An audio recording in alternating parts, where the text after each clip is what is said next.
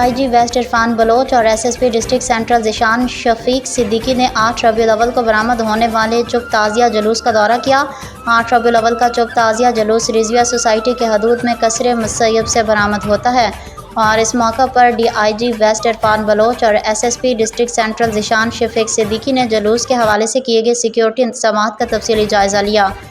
Entry اور exit points, روف top اور پکیٹس، اطراف کے علاقے کی کڑی نگرانی، تمام انتظامات کا بغور معائنہ کیا گیا۔ افسران نے موجودہ پولیس اہلکاروں کو ہدایات دیں کہ دوران جلوس عوام کے جان و مال کے تحفظ کو ہر صورت یقینی بنایا جائے اور کسی بھی ناخوشگوار واقعے سے نمٹنے کے لیے مکمل طور پر الرٹ رہا جائے۔